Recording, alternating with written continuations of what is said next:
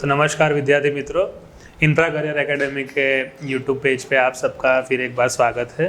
तो अब हम यहाँ पे हमारी English for all competitive examination की सीरीज़ कंटिन्यू कर रहे हैं। इसके पहले हमने 2 लेक्चर किए।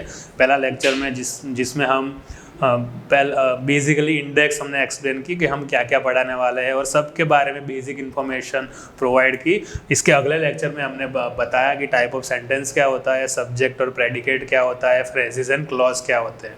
ठीक है, तो आज हम नया टॉपिक स्टार्ट कर रहे हैं विच इज़ वेरी इंपॉर्टेंट आपके एग्जाम के पॉइंट ऑफ व्यू से। इसमें से बहुत सारे क्वेश्चंस आते हैं, ये यहाँ से बहुत ही ध्यान से पढ़िएगा, बहुत ही ध्यान लगाकर चीज़ें समझने का ट्राई कीजिएगा। ठीक है, पार्ट्स ऑफ स्पीच बचपन से हम सुनते आए हैं कि पार्ट्स ऑफ स्पीच होती है, लेकिन हमें नहीं पता, अभी तक कई सारे लोगों को नहीं पता कि कितने सारे पार्ट ऑफ स्पीच होते हैं। पहले तो पार्ट्स ऑफ स्पीच होता क्या है, कोई भी लैंग्वेज बनती है वर्ड से। ठीक है, इंग्लिश में वर्ड को स्पीच भी कहा जाता है, तो उस वजह से डिफरेंट पार्ट्स ऑफ स्पीच होती है, डिफरेंट पार्ट ऑफ वर्ड्स होते हैं। ठीक है, जैसे कि कुल मिला के there are 8 parts of verb. ठीक है, 8 प्रकार के पार्ट्स ऑफ स्पीच होते हैं। First is noun, second is pronoun, verb, adverb, adjective, preposition, conjunction और इंटरजेक्शन। ये कुल मिला के सब 8 टाइप के पार्ट्स ऑफ स्पीच होते हैं। ठीक है, इनमें से कई सारे क्वेश्चंस एग्जाम में आ रहे हैं। ठीक है, पार्ट ऑफ स्पीच समझना। और क्या होता है ना कि एग्जाम में ना बड़े बड़े सेंटेंस आते हैं। ठीक है, रीडिंग कॉम्प्रिहेंशन आते हैं। हम अगर न्यूज़पेपर पढ़े तो इतने लंबे लंबे सेंटेंस आते हैं, इतने कॉम्प्लेक्स सेंटेंस आते हैं। तो हमें क्या करना है, ये लेक्चर कंप्लीट होने के बाद हमको ये पता लग जाना चाहिए, इंग्लिश का कोई भी सेंटेंस देखे तो हमें पता लग जाना चाहिए कि ये नाउन है, ये वर्ब है, ये एडजेक्टिव है, ये एडवर्ब है। तो आज के जो लेक्चर का जो एम है वो बेसिकली हमें यहाँ पे सब कुछ नहीं सीखना। आज ये लेक्चर खाली जस्ट एंड जस्ट आइडेंटिफिकेशन, ठीक है, बेसिक इन्फॉर्मेशन कि ये सब क्या होता है, और हमें आइडेंटिफिकेशन होनी चाहिए कि ये चीज़ एडजेक्टिव है, ये एडवर्ब है, ये नाउन है, ये कंजंक्शन है, ये प्रेपोजिशन है। हमें खाली इन सब चीज़ें पता होनी चाहिए। तो इस लेक्चर में हम देखेंगे ये सब की बेसिक इन्फॉर्मेशन और पहचाने कैसे। ठीक है, ये सब बड़े बड़े टॉपिक है, इसका हम अलग से लेक्चर भी लेंगे। नाउन का पूरा लेक्चर अलग से लेंगे, बहुत सारे रूल्स है, हम यहाँ पे उसकी बेसिक इन्फॉर्मेशन लेते हैं। ठीक है, तो सबसे पहले नाउन होता क्या है। ठीक है, हम बचपन से सुनते आए कि नाउन किसी चीज़ का नाम होता है, किसी जगह का नाम हो सकता है, कोई भी चीज़, कोई भी इंसान। तो name of a person, idea, thinking, feelings, ठीक है, लव, हेट, एंगर, ये सब टाइप के नाउन ही होते हैं। जैसे कि ये सब नाउन के अंदर आते हैं। जैसे कि राम इज प्लेइंग क्रिकेट, कौन खेल रहा है, राम। ठीक है, राम की बात हो रही है तो राम हमारा नाउन है। और राम इज प्लेइंग क्रिकेट, तो क्रिकेट क्या है हमारा, क्रिकेट इज ऑल्सो नाउन। ठीक है, तो कई सारे नाउन्स होते हैं और एक सेंटेंस में एक ही नाउन होता है, that is not compulsory at all. ठीक है, तो नाउन की डेफिनेशन हमने देखी, उसके बाद हम देखे टाइप्स ऑफ नाउन। तो एक होता है प्रॉपर नाउन, जैसे कि मेरा नाम चिराग है, जैसे कि हमने पहले लेक्चर में बात की थी, मेरा नाम चिराग है। यहाँ पे एक और टीचर है जस्मीन सर, कई सारे टीचर है। ठीक है, उनका अलग, जस्मीन सर उनका प्रॉपर पर्सनल नाउन है, मेरा नाम है चिराग। ठीक है, तो हम दोनों का प्रॉपर नाम है। राम हो गया, श्याम हो गया, this are the proper noun. Common noun क्या होता है कि जैसे बॉय, ठीक है, कोई एक लड़के को आप बॉय बोल सकते हो, दूसरे लड़कों को भी बोल सकते हो, तीसरे लड़कों को भी बोल सकते हो, तो कई सारे लोगों को आप बॉय बोल सकते हो। ठीक है, मैं अहमदाबाद में रहता हूँ तो मैं अहमदाबादी हूँ। ठीक है, पर मैं अकेला थोड़ी ना रहता हूँ, बहुत सारे लोग रहते हैं, तो सबको हम अहमदाबादी बोल सकते हैं। तो जी हाँ, सबको हम अहमदाबादी बोल सकते हैं। There are so many teachers, okay, सबको हम टीचर्स बोल सकते हैं। तो जो बहुत सारे लोगों के लिए कॉमनली यूज टर्म्स होता है उसको हम कॉमन नाउन बोलते हैं। ठीक है, नाम में ही उसका अर्थ छुपा हुआ है प्रॉपर नाउन कि जो पर्टिकुलरली उस इंसान या उस चीज़ के लिए है उसको हम प्रॉपर नाउन कहते हैं। कॉमन नाउन मतलब एक से ज़्यादा लोगों के लिए कॉमनली यूज़ होता है।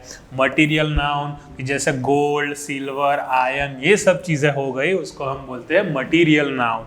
ठीक है, जिस चीज़ की वैल्यू हो, जो चीज़ किसी मटीरियल से बनी हो या जिसकी ट्रेड हो रही हो, उसको हम मटीरियल नाउन बोलते हैं। कलेक्टिव नाउन क्या होता है? कलेक्शन मतलब एक से ज़्यादा लोगों या चीज़ का समूह, जिसको बोलते हैं ग्रुप। ठीक है, कोई भी ग्रुप होता है उसके लिए यूज़ होता है कलेक्टिव नाउन। अभी ग्रुप किसी का भी हो सकता है। इंग्लिश में जैसे क्राउड की बात करें तो क्राउड क्या होता है? क्राउड मतलब लोग। अभी एक लोग तो नहीं होते, बहुत ज़्यादा लोग होते हैं, तो जो लोगों का समूह होता है उसको क्राउड बोलते हैं। तो जो क्राउड होता है वो आता है कलेक्टिव नाउन के अंदर। तो क्लास हो गया, क्लास में कितने सारे बच्चे होते हैं, तो जो सब मिला के होते हैं कलेक्टिव नाउन। ठीक है, क्राउड। तो जब हम एड्रेस कर रहे हो पूरे क्लास को तो अब हम ये नाउन यूज़ करते हैं। ठीक है, और सबसे ज़्यादा इंपॉर्टेंट आता है एब्स्ट्रैक्ट नाउन। एब्स्ट्रैक्ट नाउन जो इन चारों में नहीं आता है लेकिन वो फिर भी नाउन है। तो वो क्या होता है? क्वालिटी, किसी के बारे में कोई क्वालिटी बता रही है। ही इज़ ऑनेस्ट पर्सन, तो क्या ये नाउन हुआ? जी नहीं, ये हुआ एडजेक्टिव जो हमने पहले लेक्चर में देखा था। तो यहाँ पे नाउन होगा ऑनेस्टी। ठीक है, ऑनेस्टी इज अ क्वालिटी।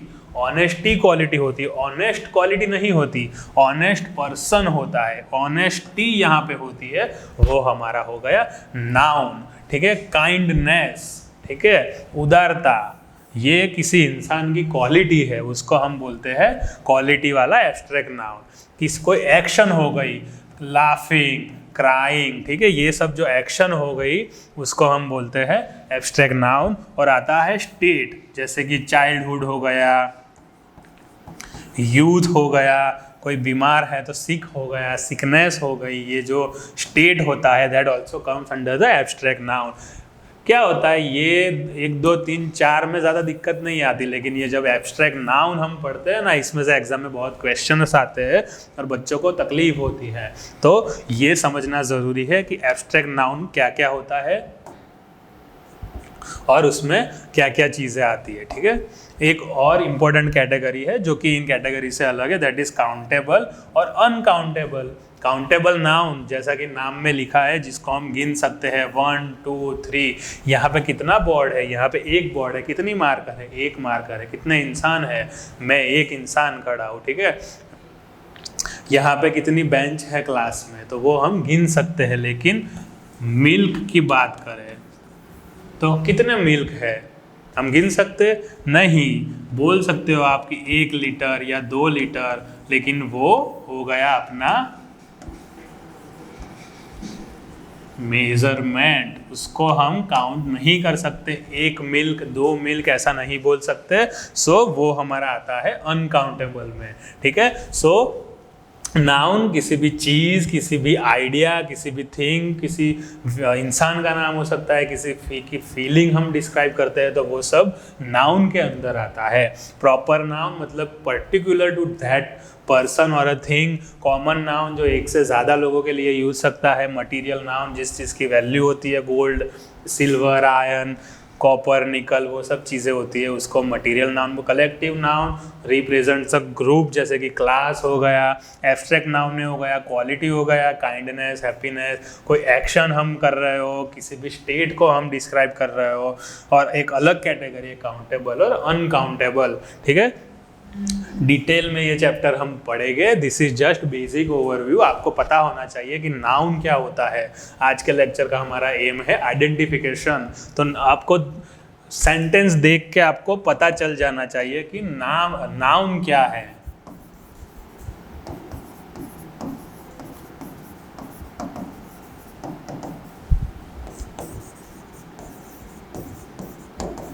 ठीक है, यहाँ पे नाउन क्या है?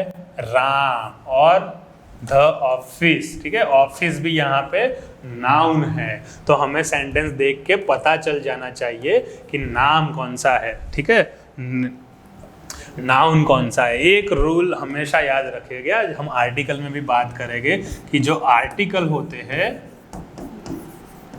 ए एन द 3 आर्टिकल होते हैं, वो हमेशा नाउन के लिए ही यूज होते हैं।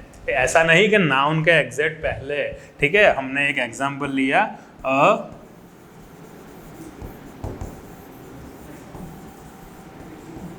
ब्यूटीफुल गर्ल, तो अ ब्यूटीफुल गर्ल में ए आर्टिकल यूज हुआ है गर्ल के लिए, ए गर्ल, तो गर्ल हमारा नाउन है और ये आर्टिकल ए नाउन के लिए यूज हुआ है। ब्यूटीफुल जो हमारा है वो क्या होता है, हम आगे देखेंगे, ब्यूटीफुल हमारा एडजेक्टिव होता है। पर बेसिकली आप ये समझो कि जो आर्टिकल होता है वो नाउन के लिए यूज होता है। कहीं भी आपको आर्टिकल दिखे तो समझ लेना नाउन के लिए यूज हुआ है। तो ठीक है, कोई भी सेंटेंस हो उसके अंदर आपको नाउन पहचानना आ जाना चाहिए। ये देखने के बाद अभी उसका सेकंड जो कॉन्सेप्ट है दैट इज प्रोनाउन। तो प्रोनाउन बेसिकली क्या होता है, जो नाम को रिप्लेस करता है, जो नाम को रिप्लेस करता है। अभी रिप्लेस कौन कर सकता है, जैसे कि ये है Ram is playing cricket, he scored a century, तो ये ही क्या हुआ, अपने ऐसे भी लिख सकते हैं राम स्कोर्ड अ सेंचुरी, लेकिन बार बार एक ही चीज़ लिखने का मतलब नहीं है, ठीक है। अगर कोई हमको ऐसे एग्जाम में पूछ लिया, ठीक है, कि चलो के एपीजे अब्दुल कलाम के ऊपर 500 वर्ड का ऐसे लिखिए, तो क्या हम हर बार ऐसा लिखेंगे APJ Abdul Kalam was a great scientist, APJ Abdul Kalam was the pride of India, हर बार नहीं लिखेंगे ना, फिर उसके बाद हम ही लिखेंगे, ठीक है। तो ये यूज होता है नाउन को रिप्लेस करने के लिए। अभी ये ऐसा क्यों है, क्या है, ये अभी अंग्रेज़ों ने जो लैंग्वेज बनाई है उसके अंदर ही आता है, अंग्रेज़ों ने बनाए है। The idea behind the pronoun, the idea behind the pronoun was to intake the beauty, okay, of the language। अभी बार बार एक ही चीज़ लिखे तो देखने में भी अच्छा ना लगे, टाइम भी वेस्ट हो और कितना बड़ा भी हो जाए, तो उसकी वजह से प्रोनाउन इंट्रोड्यूस हुआ था। तो बेसिकली हमें ये सीखना है कि नाउन को जो रिप्लेस कर सकता है दैट इज प्रोनाउन। अभी ये एडजेक्टिव बहुत ही इम्पोर्टेंट टॉपिक है, आप याद रखना, एग्जाम में इसके ऊपर क्वेश्चन आते हैं और आते ही है, ठीक है। एडजेक्टिव पूरा लेक्चर हम पूरा अलग बनाएंगे, लेकिन जस्ट फॉर आइडेंटिफिकेशन जो हम ये लेक्चर में कर रहे हैं, तो एडजेक्टिव क्या होता है, मॉडिफाई करता है नाउन को या फिर प्रोनाउन को। मॉडिफाई मतलब बहुत सारी किताबें, बहुत सारे यूट्यूबर्स और बहुत सारी टीचर्स बहुत सारे वर्ड यूज़ करते हैं, लेकिन जो मुझे पर्सनली सबसे कन्वीनियंट और सबसे ऐसा बोलते हैं ना जो समझने में आसान जो वर्ड लगता है that is the extra information, ठीक है। कोई भी वर्ड किसी भी नाउन या प्रोनाउन के बारे में अगर एक्स्ट्रा इन्फॉर्मेशन दे रहा है, कोई भी वर्ड अगर नाउन या प्रोनाउन के बारे में कोई एक्स्ट्रा इन्फॉर्मेशन दे रहा है तो वो होता है हमारा एडजेक्टिव, ठीक है। वंस अगेन, अगर कोई भी वर्ड नाउन या प्रोनाउन के बारे में एक्स्ट्रा इन्फॉर्मेशन दे रहा है तो वो होता है अपना एडजेक्टिव।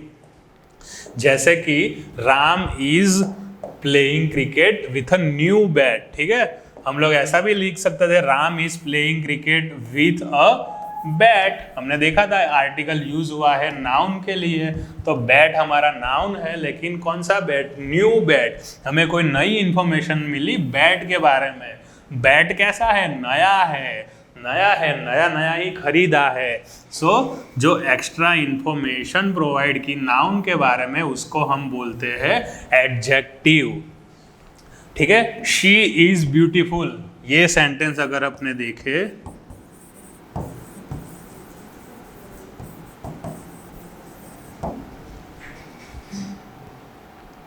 तो तो ये जो वेरी वर्ड है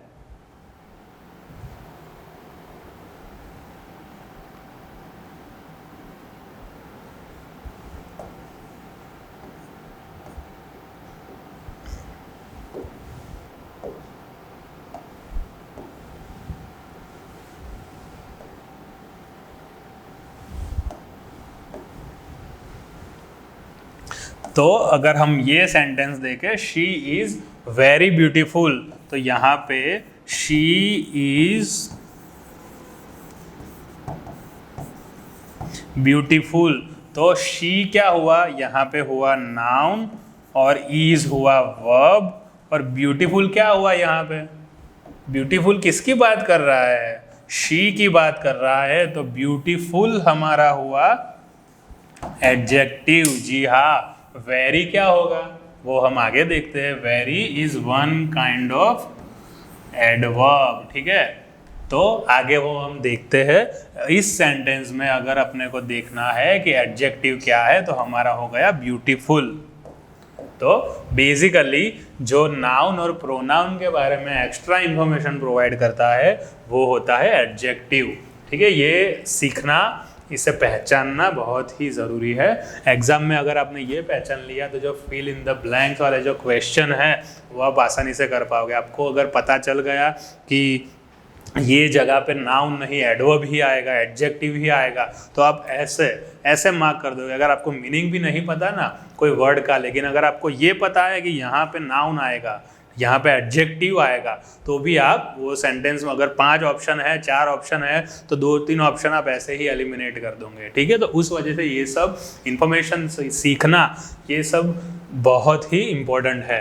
एडजेक्टिव के बाद एक और इम्पोर्टेंट टर्म है, एक और इम्पोर्टेंट कॉन्सेप्ट है विच इज़ कॉल्ड वर्ब। अभी वर्ब के बारे में बात करें तो verb is most important, okay, most important topic, क्योंकि अगर हम टेंसेस की बात करें, ठीक है, एक्टिव पैसिव वॉइस की बात करें, डायरेक्ट इनडायरेक्ट स्पीच की बात करें, आप ऑक्सिलरीज की बात करें, तो जितने सारे ये सब टॉपिक है वो किसके अराउंड रिवॉल्व करते हैं, वर्ब्स के अराउंड। इंग्लिश लैंग्वेज की ग्रामर ज़्यादातर वर्ब पे डिपेंड करती है, तो वर्ब का कॉन्सेप्ट समझना हमारे लिए बहुत ही ज़रूरी है, ठीक है। तो लेट्स स्टार्ट। वर्ब क्या होता है, वर्ब मतलब क्रिया, ठीक है, जो क्रियापद होता है, हम हिंदी में बोलते हैं क्रियापद। जो क्रिया बताता है वो होता है क्रियापद, जो एक्शन बताता है लेकिन स्टेट बताता है वो भी ज़रूरी है। स्टेट एक्शन मतलब विराट प्लेस क्रिकेट, एक्शन दिखा रहा है, प्ले खेल रहा है,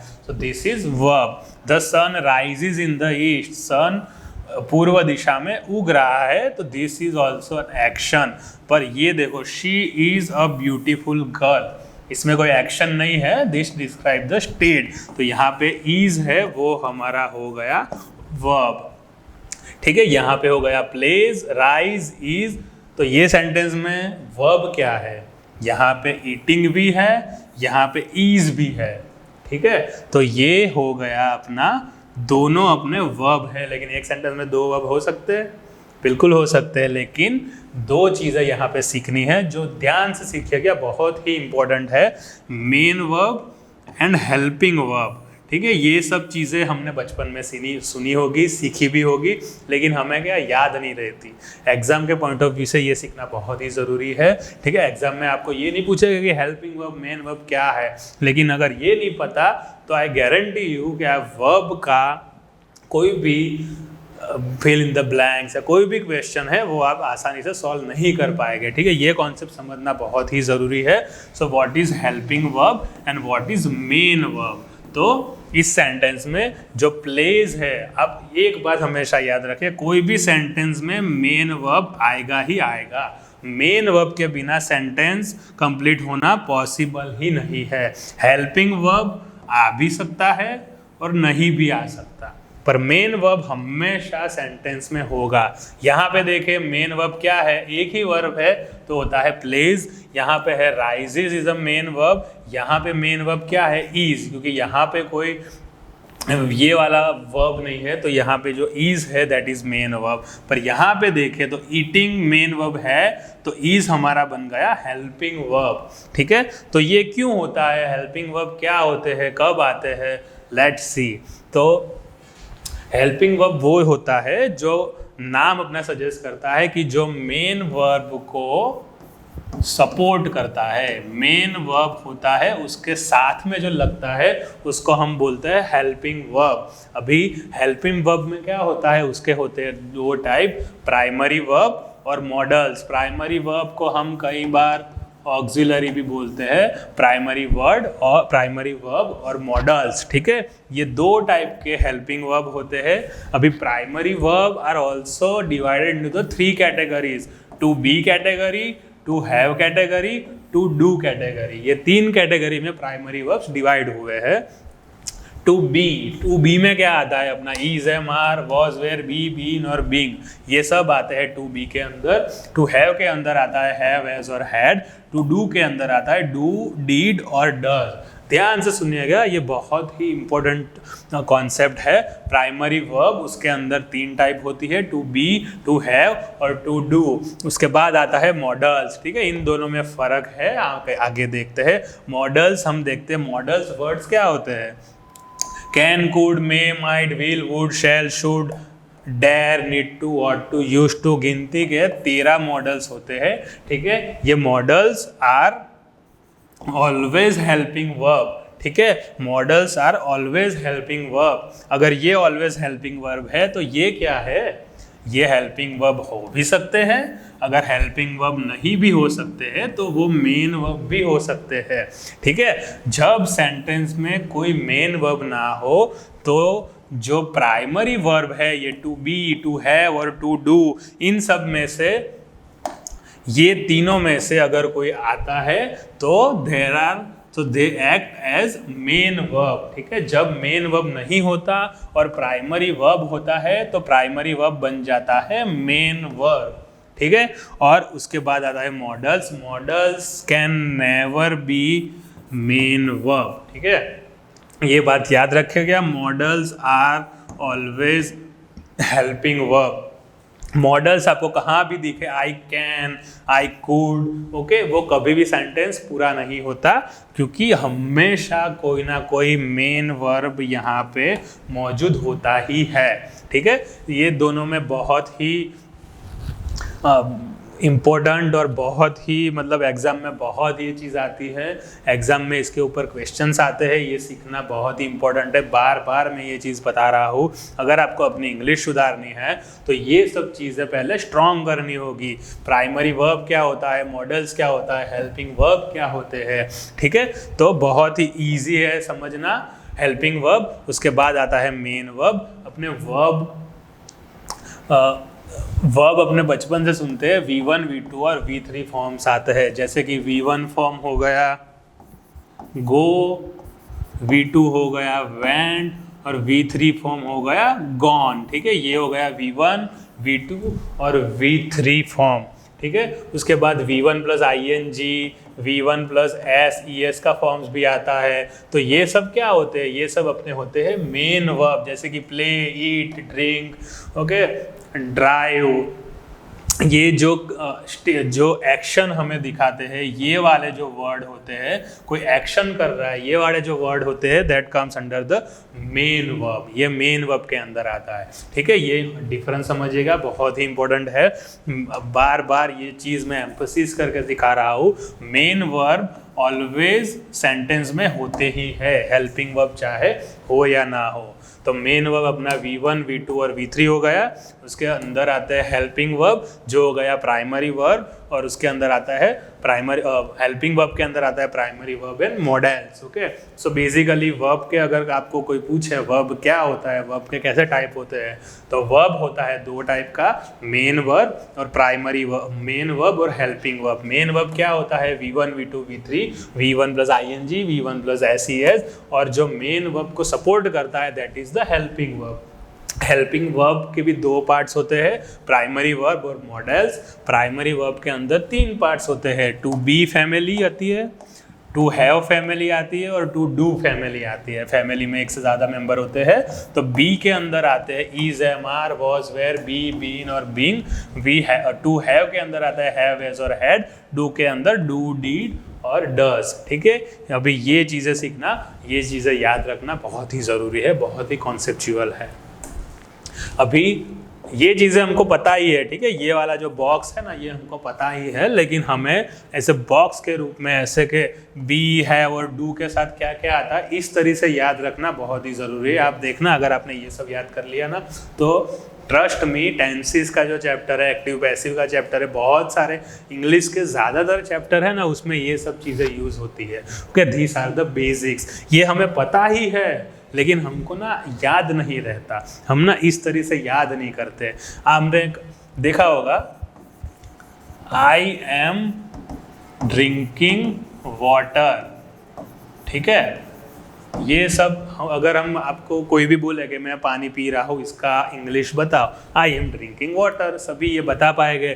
तो एम क्या हुआ आप अपने या ये सेंटेंस में देखो, ड्रिंकिंग क्या हुआ, ड्रिंकिंग अपना हुआ मेन वर्ब और एम हुआ हेल्पिंग वर्ब। ठीक है, तो जब ये be family, have family, do family, ये तीनों family when the act is helping verb, ठीक है, मेन वर्ब में नहीं, अगर वो हेल्पिंग वर्ब के तरीके से सेंटेंस में आ रहे हैं तब ये रूल अप्लाई होते हैं। जब be, is, am, are, was, were, be, been और बीइंग अगर हेल्पिंग वर्ब में ये सब आ रहे हैं देन जैसे कि यहाँ पे एम आया तो जो वी होता है V plus I N G ही आएगा। ठीक है, ये आप याद रखेगा, V1 plus I N G, is, am, are, was, were, be, been, being. Okay, मैं सो रहा था, आई वॉज स्लीपिंग, ठीक है, I was sleeping, okay, I N G आया। ठीक है, तो ये इस तरह से याद रखे, जब is, am, are, was, were, be, been और बीइंग ये सब अगर ये सब में से कोई हेल्पिंग वर्ब आए तो V1 प्लस आई एन जी, उसके बाद आता है have family.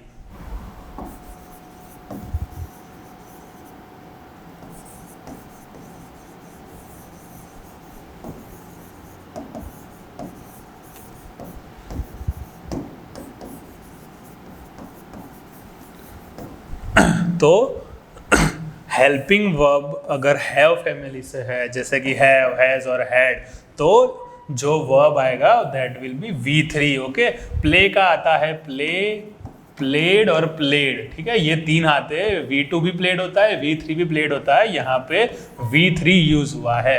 He has played cricket in the past, वो पास्ट में क्रिकेट खेल चुका है, तो ही हैज के साथ आया V3 का फॉर्म। ओके, तो जब हैज यहाँ पे हेल्पिंग वर्ब होता है तो V3 का फॉर्म आता है हमेशा। उसके बाद आता है डू, डू, डीड और डज, ये तीन जब हेल्पिंग वर्ब होते हैं, पहले तो ये कब होते हैं, अगर आपने कई बार देखा भी होगा लेकिन आप इस तरह से नोट नहीं करते, हमेशा क्वेश्चंस या नेगेटिव होता है तभी ये आते हैं। एक एग्जांपल देखें, एक सेंटेंस है,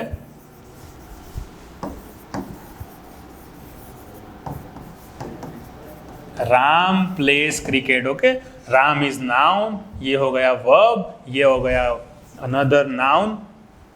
तो अगर हम इसको क्वेश्चंस पूछे तो कैसे लिख सकते हैं,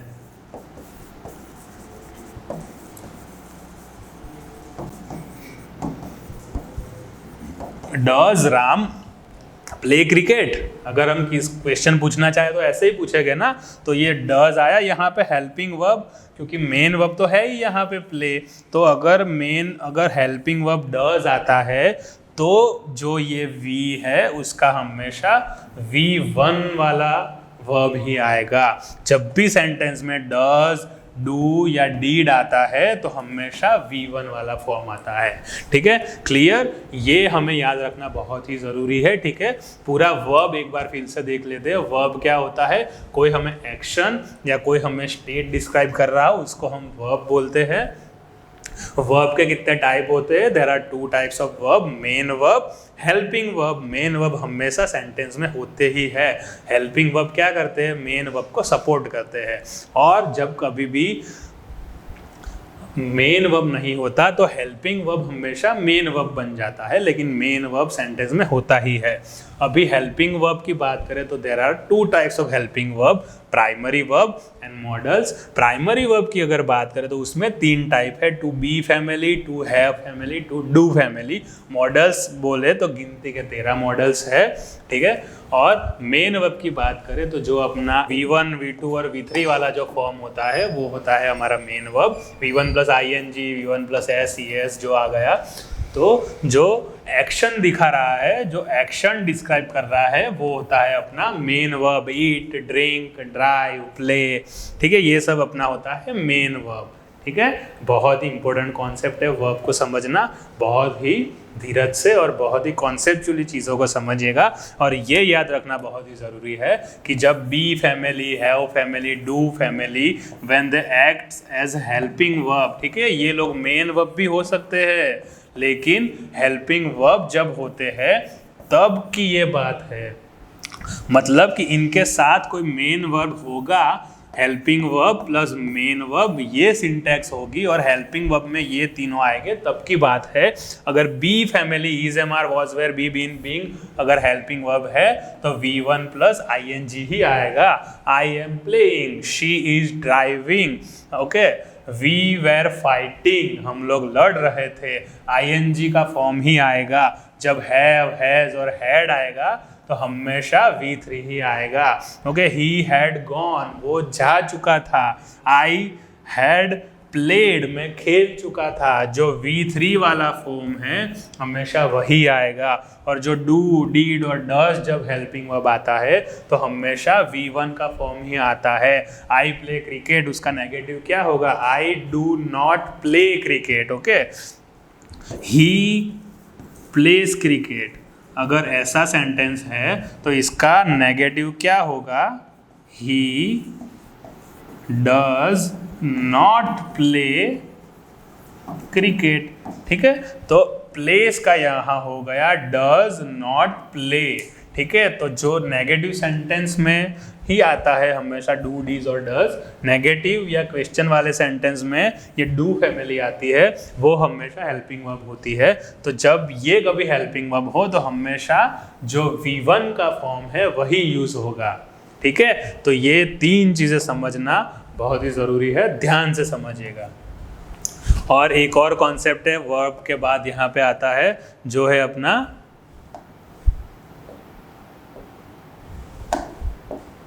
एक और कॉन्सेप्ट है जो है एडवर्ब। अभी एडजेक्टिव की डेफिनेशन हमने क्या देखी थी कि जो नाउन या फिर प्रोनाउन, इन दोनों में से किसी को एक को भी अगर वो एक्स्ट्रा इंफॉर्मेशन दे रहा है तो एडजेक्टिव है।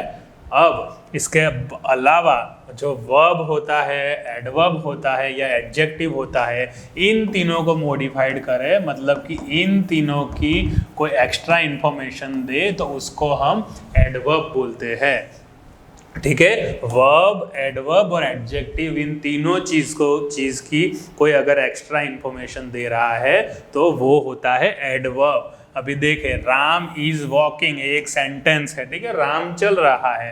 Ram is walking slowly, Ram धीरे धीरे चल रहा है। अभी ये स्लोली क्या हुआ? एक्स्ट्रा इंफॉर्मेशन प्रोवाइड करी वॉकिंग के बारे में। वर्ब है वॉकिंग, वो चल रहा है, वो कैसे चल रहा है? धीरे धीरे चल रहा है। तो जो स्लोली, जो एक्स्ट्रा इंफॉर्मेशन हमें वॉकिंग की मिली, तो that is known as the adverb, okay. She is a very beautiful girl, ठीक है, she is a very beautiful girl. अभी हमने देखा she is a very beautiful girl, तो शी यहाँ पे हो गया नाउन और ए नाउन लगा गर्ल के लिए। ब्यूटीफुल क्या है? ब्यूटीफुल हमारा एडजेक्टिव हो गया। तो अभी एडजेक्टिव के बारे में एक्स्ट्रा इंफॉर्मेशन बताई है। वेरी, तो वो हो गया हमारा एडवर्ब, ठीक है। एडवर्ब को याद रखना ज़रूरी है। अगर वो नाउन और प्रोनाउन को एक्स्ट्रा इंफॉर्मेशन दे रहा है तो वो एडजेक्टिव है, लेकिन उसके अलावा वर्ब, एडजेक्टिव या खुद एडवर्ब के बारे में एक्स्ट्रा इंफॉर्मेशन दे रहा है तो वो एडवर्ब है।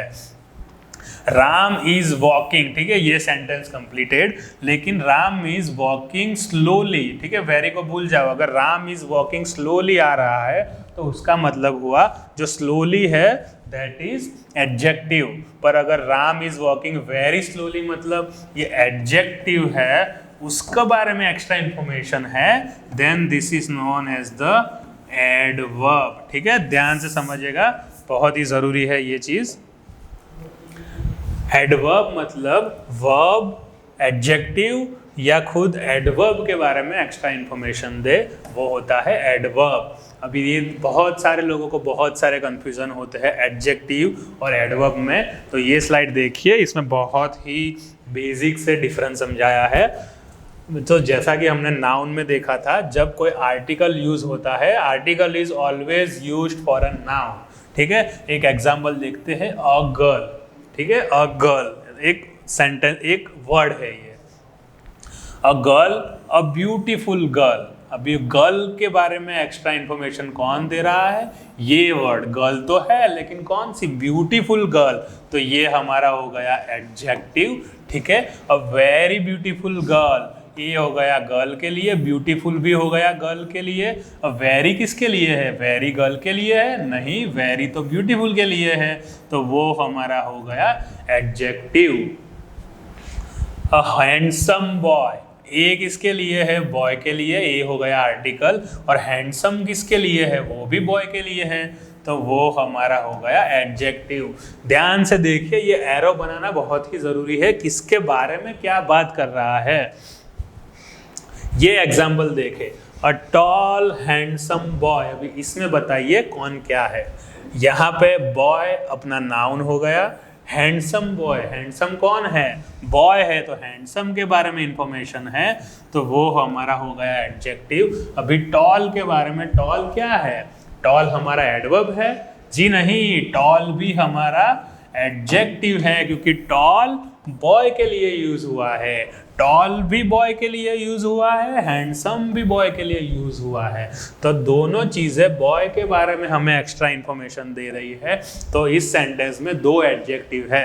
कभी भी ऐसा नहीं होगा कि दो एडजेक्टिव नहीं हो सकते, एक से ज़्यादा एडजेक्टिव भी हो सकते हैं, एक से ज़्यादा वर्ब भी हो सकते हैं इंग्लिश लैंग्वेज में, एक से ज़्यादा एडवर्ब भी हो सकते हैं। ठीक है, तो फिर से हम लोग चलिए ये एक्सरसाइज करते हैं। अ very beautiful girl is dancing, इस सेंटेंस में बताइए वर्ब क्या है, को एडवर्ब कौन से है और एडजेक्टिव कौन से है। सबसे पहले तो पीछे से शुरुआत करते हैं, नाउन ढूंढना है सबसे पहले। गर्ल की बात हो रही है, ठीक है, अ ब्यूटीफुल गर्ल ये नाउन के लिए, ये आर्टिकल है। अ ब्यूटीफुल गर्ल, गर्ल के बारे में बात हो रही है, तो एडजेक्टिव। अभी वेरी क्या दिखा रहा है? वेरी एडजेक्टिव के बारे में ज्यादा इंफॉर्मेशन दे रहा है, तो that is known as the adverb. A very beautiful girl is dancing beautifully, beautiful हो गया हमारा एडजेक्टिव, ये हो गया हमारा एडवर्ब। अभी ब्यूटीफुली, डांसिंग ब्यूटीफुली, क्या ब्यूटीफुली? डांसिंग ब्यूटीफुली, तो ये वर्ब को मॉडिफाई कर रहा है, वर्ब के बारे में एक्स्ट्रा इंफॉर्मेशन दे रहा है, तो वो तो होता है अपना एडवर्ब। ठीक है, अ very beautiful girl is dancing very beautifully. ठीक है, गर्ल के बारे में ब्यूटीफुल गर्ल, तो दैट इज एडजेक्टिव। वेरी अपना ब्यूटीफुल के बारे में है, तो that is adverb. Okay, is हो गया हमारा। अभी देखिए इज कौन सा है यहाँ पे? इज हेल्पिंग वर्ब है, डांसिंग मेन वर्ब है। ठीक है, वर्ब के चैप्टर का भी रिवीजन कर लीजिए। अभी डांसिंग ब्यूटीफुली किसके लिए यूज हुआ है? डांसिंग के लिए, वर्ब के लिए यूज हुआ है, तो वो होगा एडवर्ब। अभी वेरी किसके लिए हुआ है? डांसिंग के लिए। वेरी डांसिंग ऐसा होता है? नहीं, वेरी ब्यूटीफुली डांसिंग, तो वेरी हुआ ब्यूटीफुल के लिए। तो एडवर्ब के बारे में भी जो ज़्यादा इंफॉर्मेशन दे उसको हम एडवर्ब ही बोलते हैं। ठीक है, तो ये भी हमारा हो गया एडवर्ब। ठीक है, तो आई होप आपको सब क्लियर हो गया हो। ठीक है, एक लास्ट एग्जाम्पल देख लेते हैं। ये रहा एग्जाम्पल, आप 2 सेकंड पॉज कर लीजिए और ये इसमें बताइए, ये वाले सेंटेंस में, ये जो लास्ट वाला सेंटेंस है, कि एडजेक्टिव क्या है, एडवर्ब क्या है और किसके लिए क्या यूज हुआ है। A well maintain perfectly decorated world class Indian authentic restaurant. ठीक है, वीडियो पॉज कर लीजिए और अपने तरीके से ट्राई कीजिए फाइंड करने का। तो सबसे पहले हम कैसे फाइंड करें, सबसे पहले आर्टिकल यूज हुआ है किसके लिए, नाउन है रेस्टोरेंट। रेस्टोरेंट की बात हो रही है भैया, रेस्टोरेंट के बारे में बात कर रहे हैं। तो लेट्स स्टार्ट फ्रॉम पीछे से शुरुआत करते हैं। ऑथेंटिक रेस्टोरेंट, ऑथेंटिक की बात हो रही है तो नाउन को वो एक्स्ट्रा इन्फॉर्मेशन दे रहा है, तो वो हमारा हो गया एडजेक्टिव। अभी इंडियन क्या है, इंडियन रेस्टोरेंट है, जी हाँ रेस्टोरेंट के बारे में ही बात कर रहे हैं, तो एडजेक्टिव। वर्ल्ड क्लास, ठीक है, वर्ल्ड क्लास हम पूरा वर्ड अगर साथ में देखें तो वर्ल्ड क्लास इंडियन है, वर्ल्ड क्लास ऑथेंटिक है, या वर्ल्ड क्लास रेस्टोरेंट की ही बात कर रहे हैं, रेस्टोरेंट की ही बात कर रहे हैं, तो ये भी हमारा एडजेक्टिव हो गया होगा। डेकोरेटेड, डेकोरेटेड क्या, हम लोग अभी भी रेस्टोरेंट की ही बात कर रहे हैं, तो ये भी हमारा एडजेक्टिव हो गया होगा। अभी परफेक्टली, परफेक्टली रेस्टोरेंट, ऐसा कोई होता है perfectly restaurant, perfectly decorated restaurant. Adverb के बारे में जो इंफॉर्मेशन दे रहा है, एडजेक्टिव के बारे में दे रहा है, वो हमारा हो गया एडवर्ब। मेंटेन्ड रेस्टोरेंट, तो मेंटेन हो गया हमारा एडजेक्टिव, बट वेल मेंटेन ये हमारा हो गया एडवर्ब। ठीक है, तो आई होप ये देखने के बाद आपको एडजेक्टिव और एडवर्ब के बीच में जो डिफरेंस है वो नहीं रहेगा और आप आसानी से आइडेंटिफाई कर पाओगे कि एडवर्ब कौन सा है, एडजेक्टिव कौन सा है।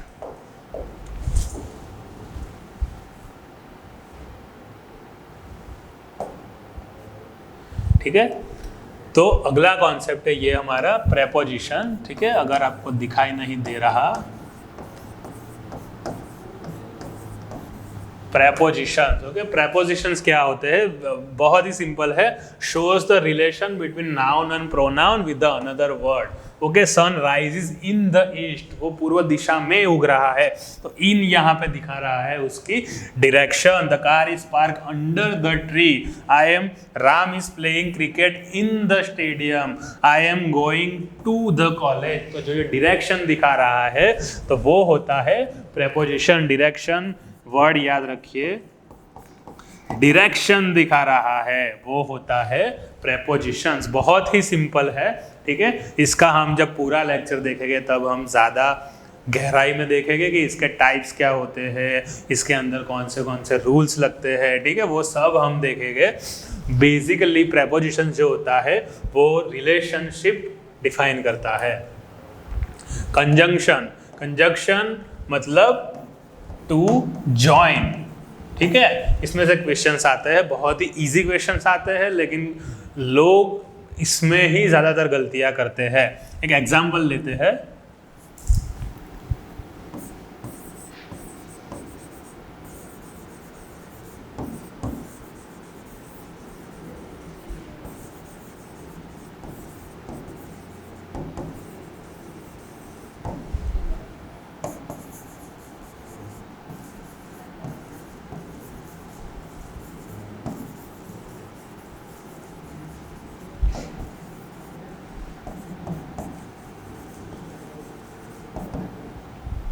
ठीक है, Ram and Shyam are friends, Ram as well as Shyam is student. अभी यहाँ पे आर आया, यहाँ पे इज आया, क्यों? Because as well as. Okay, so यहाँ पे एंड यूज हुआ है, यहाँ पे एज वेल एज यूज हुआ है, तो जो ज्वाइनिंग वर्ड है जिसको हम कंजंक्शन बोलते हैं, सभी के अलग अलग रूल्स होते हैं, कब कौन सा आर्टिकल कब कौन सा वर्ब यूज करना है, वो जो कंजंक्शन जो वर्ड होता है उस पर डिपेंड करता है। ये सारी चीज़ें हम डिटेल में पढ़ेंगे। ठीक है, कंजंक्शन आपको ये लेक्चर के बाद आपको खाली ये पता रहना चाहिए कि कंजंक्शन ये होता है। ठीक है, रूल्स रेगुलेशन हम बाद में सीखेंगे, जस्ट टू आइडेंटिफाई कि कंजंक्शन क्या होता है। और इंटरजेक्शन मतलब कि जो एक्सप्रेसिव वर्ड होते हैं ना, आप बोलते हो wow, hurray, Allah, oh wow, you look so awesome, wow, that was a great shot. ठीक है, ये हमारे एग्जाम पॉइंट ऑफ व्यू से कोई काम की चीज़ नहीं है, but this is just a part of speech, तो हम लोग ये पढ़ लेंगे। खाली हमें पता होना चाहिए कि एक्सप्रेसिव वर्ड्स जो होता है वो इस पार्ट के अंदर आता है। ठीक है, तो हमने यहाँ पे पार्ट ऑफ स्पीच सारा कंप्लीट कर लिया। इस लेक्चर के बाद आई होप आपको ये पता चल जाए खाली कि पार्ट ऑफ स्पीच क्या क्या होती है, और कोई भी सेंटेंस अगर आप देखो तो आपको तुरंत पता चल जाए कि इसमें नाउन क्या है, ये उसमें वर्ब क्या है। वर्ब ये है तो ये मेन वर्ब है कि हेल्पिंग वर्ब है। हेल्पिंग वर्ब ये आया है तो आईएनजी लगा है, फर्स्ट फॉर्म है या थर्ड फॉर्म है, ये सब आपको पता लग जाना चाहिए। ये लेक्चर बहुत ही बेसिक तरीके से समझाया है। एडवर्ब क्या होते हैं, एडजेक्टिव क्या होते हैं, दोनों में डिफरेंस क्या होता है। तो आई होप ये वीडियो के बाद आपके सब डाउट क्लियर हो जाएंगे। तो एक बार जल्दी से रिवाइज कर लेते हैं। नाउन क्या होता है? किसी भी चीज, नाउन होता है किसी भी चीज़ का नाम। ओके, नाम, थिंग, किसी भी क्वालिटी, कोई भी चीज़ जिसके बारे में हम बात कर पाए उसको बोलते हैं नाउन। प्रोनाउन मतलब जो नाउन को रिप्लेस कर सकता है। वर्ब मतलब स्टेट और एक्शन जो दिखाता है सेंटेंस के अंदर, उसको हम बोलते हैं वर्ब। एडवर्ब होता है कि जो वर्ब, एडवर्ब और एडजेक्टिव ये तीनों को मॉडिफाइड कर पाए। एडजेक्टिव होता है कि जो नाउन और प्रोनाउन को मॉडिफाई कर पाए, एक्स्ट्रा इन्फॉर्मेशन दे पाए। ठीक है, एडजेक्टिव और एडवर्ब दोनों फिर से बहुत ही ज़्यादा इंपॉर्टेंट है एग्जाम के पॉइंट ऑफ व्यू से। प्रेपोजिशंस मतलब जो रिलेशनशिप शो करता है, I am sitting under the tree, I am going to the college. तो जो under, tree, in, out, at, ये जो वर्ड होते हैं वो प्रेपोजिशंस के अंदर आता है। कंजंक्शन क्या होता है? कंजंक्शन मतलब joining word, Ram and Shyam, I and he. ठीक है, तो यहाँ पे वर्ब क्या होगा वो हम ये कंजंक्शन जब पढ़ेंगे तब हम सीख पाएंगे।